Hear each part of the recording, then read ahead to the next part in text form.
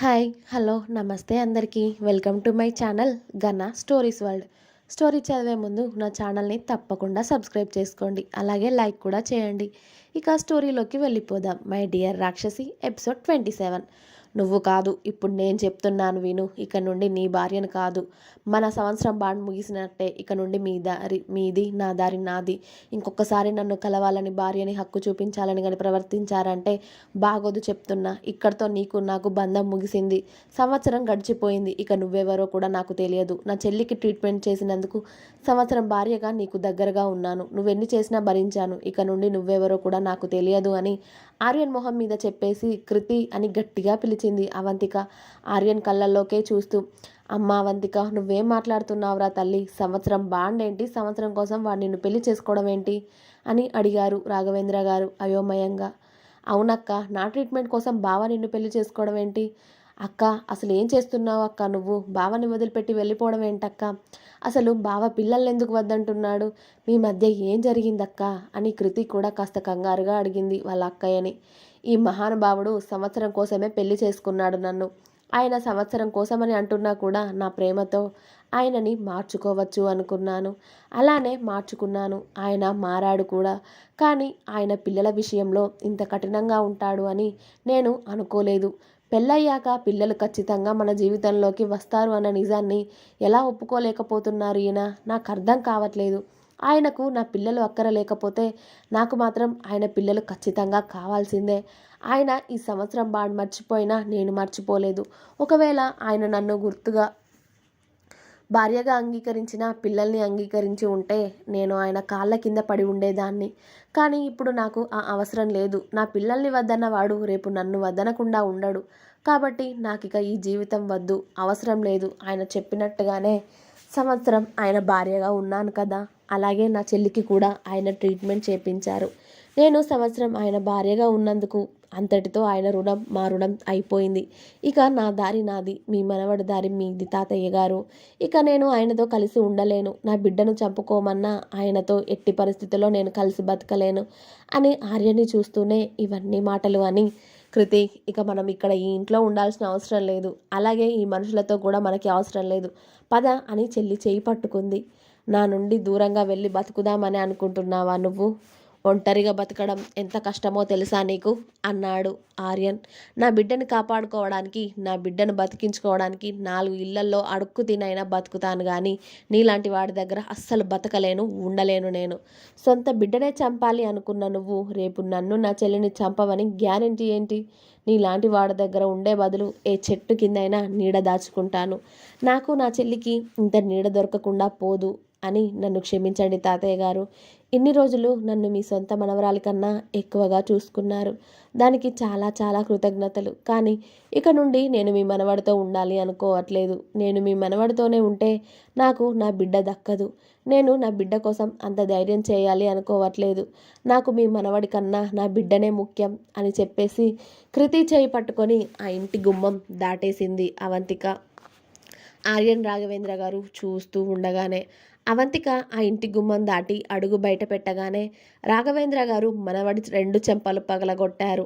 ఎలా అంటే ఆ హాల్ అంతా కూడా రీసౌండ్ వచ్చింది ఆయన కొట్టిన దెబ్బకి. తాతయ్య కొట్టిన దెబ్బకి కాస్త కూడా కోపం రాకుండా రాఘవేంద్ర గారినే చూస్తూ ఉన్నాడు ఆర్యన్. ఎందుకురా నీ బతుకుని ఇలా చేసుకుంటున్నావు? పెళ్ళి అవ్వకముందు ఎలా పడితే అలా తిరిగినా కుర్రాడు కదా, ఉడుకు రక్తం. వాడి ఇష్టాలను నేనెందుకు కాదనాలి అని చిన్నప్పటి నుండి ఎలాంటి ప్రేమకు నోచుకోకుండా పెరిగాడు. ఇప్పుడు కూడా నేను వాడి ఇష్టాలను కాదని పెంచితే ఇంకా మూర్ఖంగా తయారవుతాడని నీకు నచ్చినట్టే చేశాను, నీకు నచ్చినట్లే పెంచాను, నీకు నచ్చిన చదివే చదివించాను, నీకు నచ్చిన ఉద్యోగమే చేశావు, నీకు నచ్చిన బిజినెస్ని పెట్టుకున్నావు.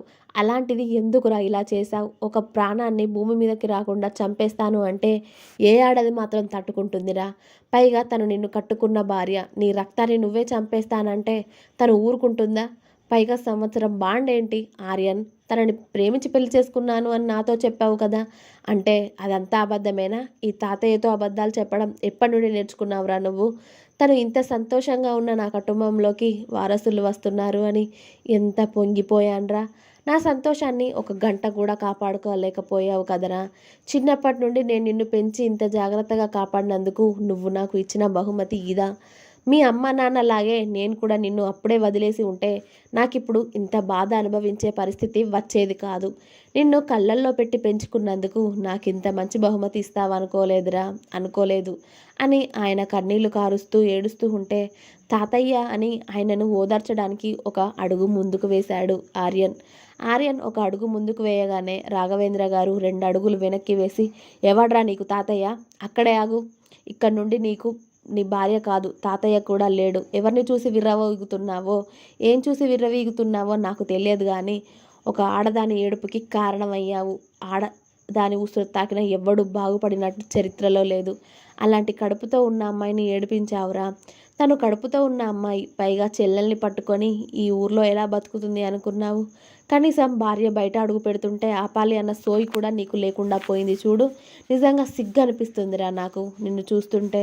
ఆ రోజే నేను కూడా మీ అమ్మ నాన్నలాగా నిన్ను వదిలేస్తే అయిపోయేదేమో అని నాకిప్పుడు అనిపిస్తుందిరా. నన్ను ఇంత బాధ పెడతావని అనుకోలేదు ఆర్యన్.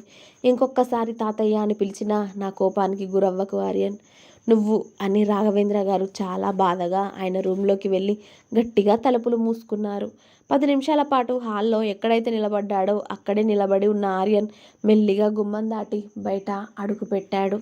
వైభవ్ వాళ్ళ ఇంటి ముందు కారు పక్కన చేతులు కట్టుకొని నిలబడి ఆర్యన్నే చూస్తూ చిన్నగా స్మైల్ చేసి ఆర్యన్కి హాయ్ చెప్పి అవంతిక వెళ్ళిన వైపు వేలుపెట్టి చూపిస్తూ ఇప్పుడు తను నాది అన్నట్టుగా ఒక ఈవిల్ స్మైల్ ఇస్తూ అతడి వైపుకు వేలు చూపించుకున్నాడు. ఆర్యన్ అతడినే కోపంగా చూస్తూ ఉంటే ఇప్పుడు నువ్వు నన్ను ఏం పీకలేవురా అన్నట్టు ఒక లుక్ విసిరి కారులో కూర్చుని అక్కడి నుండి వెళ్ళిపోయాడు. చెల్లిని తీసుకొని ఆ ఇంటి బయటికైతే వచ్చింది కానీ ఎటువైపు వెళ్ళాలో ఏ ఊరికి వెళ్ళాలో అర్థం కాని అయోమయ స్థితిలో ఉంది అవంతిక. తన కోసం వాళ్ళ అక్క ఏమేం చేసిందో విన్న కృతికి అసలు మాట కరువైంది. అసలు ఇప్పుడు ఏం మాట్లాడాలో కూడా అర్థం కావట్లేదు కృతికి. వాళ్ళ అక్క ఎటు తీసుకెళ్తే అటే వెళ్తూ ఉంది. అలా ఇద్దరు బస్టాండ్కి చేరుకున్నారు. అరగంట నడక తర్వాత చేతిలో చిల్లి గవ్వలేదు. కట్టుబట్టలతో ఇంట్లో నుండి అడుగు బయట పెట్టారు అక్క చెల్లెళ్ళు. ఏం చేయాలో పాలు పోవట్లేదు ఇద్దరికీ కూడా. ఒకరి చేతిలో కూడా మొబైల్ లేదు. వెళ్ళి బస్టాండ్లో ఉన్న బెంచ్పై కూర్చొని ఎటో చూస్తూ ఉంది అవంతిక ప్రాణం లేని శిలల. అక్కని అలా చూస్తూ ఉంటే కృతికకి కన్నీళ్ళు అస్సలు ఆగడం లేదు. కడుపుతో ఉంది. ఇప్పుడు ఎటు వెళ్తారు? పైగా వాళ్ళ సొంత ఊరైనా వెళ్దామంటే చేతిలో ఒక రూపాయి కూడా లేదు. బస్ ఛార్జ్కైనా కావాలి కదా. కనీసం వాళ్ళ ఊర్లో బస్ స్టాండ్లో దిగినా కూడా ఇంటి వరకు నడిచి వెళ్దురు. కానీ ఇప్పుడు చేతిలో రూపాయి లేనిది ఎక్కడికి వెళ్ళాలి, ఏం చేయాలి అన్న ప్రశ్న కృతిని తలచివేస్తూ ఉంటే ఏం చేయాలో అని ఆమె అర్థం అవ్వకుండా చూస్తూ ఉంది. బస్టాండ్ నిండా ప్రయాణికులు బస్సులు వస్తూ పోతూ ఉన్నాయి. ప్రయాణికులు బస్సులు ఎక్కుతున్నారు, దిగుతున్నారు. ఎవరి గోలలో వాళ్ళు ఉన్నారు. ఆ అక్క చెల్లెల్ని పట్టించుకునే నాదుడే లేడు అక్కడ. వారి కన్నీళ్ళని తుడిచే చేయి లేదు. కానీ ఏదో బలమైన నిర్ణయం తీసుకున్న దానిలా మాత్రం అవంతిక ఉంది. ఆమెకి కన్నీళ్లు కూడా ఇంకిపోయినట్టుగా అసలు ఒక్క చుక్క కన్నీరు కూడా ఆమె కళ్ళల్లో నుండి బయటికి రావడం లేదు. ఎటువైపుకో ఏదో ఆలోచిస్తూ ఉంది. ఆమె ఆలోచన కృతికి కూడా అర్థం కావట్లేదు. అని అక్క అని అవంతిక చేతి మీద చేయి వేసి పిలిచింది కృతి. కానీ అవంతిక నుండి ఎలాంటి రెస్పాన్స్ లేదు. మళ్ళీ 2 సార్లు పిలిచింది కృతి అక్క అని. అప్పుడు చెల్లెల వైపు చూసి ఏంటి అని అంది. మన ఊరికి వెళ్ళిపోదామా అని అడిగింది కృతి బాధగా. ఏం చెప్తుంది? ఏదైనా చెప్పాలి అన్నా కూడా ఆమెకు మాటలు రావాలి కదా. అలాగే చెల్లెల్ని చూస్తూ ఉండగా ఎందుకో కళ్ళు తిరిగినట్టుగా అనిపించాయి అవంతికకి. గొంతు మొత్తం ఎండిపోయింది. బాగా ఏడ్చింది. అలాగే ఆర్యన్తో చాలా వరకు వాదించింది కదా. ఒక్క చుక్క నీరైనా ఎవరైనా ఇస్తే బాగుండు అనుకుంది. కానీ ఒక్క రూపాయి కూడా లేవు అక్కడ. అన్నీ కొనుక్కోవడమే తప్ప ఒక్క ట్యాప్ కూడా ఎక్కడా చూసినా కనిపించట్లేదు. ఒక దగ్గర చూసింది కానీ ఎందుకో అక్కడ తాగాలి అనిపించలేదు ఆమెకి. ఏం చేయాలి? కళ్ళు తిరుగుతూ ఉంటే గట్టిగా తల పట్టుకొని ఒక పక్కకి ఒరుగుతూ ఉండగా అప్పుడే ఓ బలమైన చేయి అవంతికని చుట్టుకుంది. అంత నీరసంలోనూ ఎవరో అని అవంతిక తలెత్తి చూసేసరికి అక్కడ వైభవ్ కనిపించాడు ఆమెకి. అంత అలసటలోనూ నువ్వా అని వైభవ్ చేతుల్లో నుండి విడిపించుకోవాలని చూసింది అవంతిక. కానీ వైభవ్ ఆమె భుజాల దగ్గర గట్టిగా పట్టుకొని ఎక్కడికి వెళ్తావు నువ్వనుకున్నదే కదా జరిగింది. ఇప్పుడు కూడా ఎందుకంత పంతం నీకు? పడిపోతుంటే పట్టుకున్నాను, హెల్ప్ చేశాను. దానికి నేనేదో మురిగిల్లా చూడకు అని ఒక కూల్ వాటర్ బాటిల్ తీసి అవంతిక చేతిలో పెట్టాడు. తాగు అని. నాకేం అవసరం లేదు అని మొహం తిప్పుకుంది అవంతిక. నేనేం నీకోసం ఇవ్వడం లేదు. నీ కడుపులో పెరుగుతున్న ఒక చిన్ని ప్రాణం ఇప్పుడప్పుడే ఊపిరి పోసుకుంటుంది కదరా. అర్థమైందా? తన కోసమైనా కాస్త తాగి ఎనర్జీ తెచ్చుకో, లేకపోతే ఇలాగే ఎక్కడో పడిపోతావు. అప్పుడు నీ చెల్లికి ఎక్కడికి వెళ్ళాలో కూడా తెలియదు. చేతిలో ఒక్క రూపాయి లేకుండా బయట అడుగు పెట్టారు ఇద్దరు ఆడపిల్లలు. నాకంతా తెలుసు, మీ ఇంట్లో జరిగింది కూడా తెలుసు కాబట్టి నేను ఇప్పుడు ఏం అడగాలి అనుకోవట్లేదు, ఏం చెప్పాలి అనుకోవట్లేదు. ముందుగా ఈ వాటర్ తాగు, చాలా నీరసంగా కనిపిస్తున్నావు అని అవంతిక చేతిలో బలవంతంగా వాటర్ బాటిల్ పెట్టాడు వైభవ్. ఏంటో ఎంతో తిట్టాలి, అతనితో పోట్లాడాలని ఉంది అవంతికకి ఆ టైంలో. కానీ ఆమె ఆ పొజిషన్లో లేదు అని ఆగి ఆ వాటర్ చూడగానే ప్రాణం లేచి వచ్చినట్టుగా అయ్యి బాటిల్ క్యాప్ ఫాస్ట్గా తీసేసి 1/2 లీటర్ వాటర్ అవ్వలీలగా తాగేసింది. వైభవ్ అవంతికనే చూస్తూ కృతి అని పిలిచాడు. ఇంకా ఉంది. నెక్స్ట్ ఎపిసోడ్ రేపు వస్తుంది, వెయిట్ చేయండి. అలాగే మీకు గనక నా స్టోరీ నచ్చినట్టయితే ప్లీజ్ లైక్ చేయండి, షేర్ చేయండి, కామెంట్ చేయండి. అలాగే సబ్స్క్రైబ్ చేసుకోవడం మాత్రం అస్సలు మర్చిపోవద్దు. Please subscribe my channel gonna stories world. Thank you. Bye bye.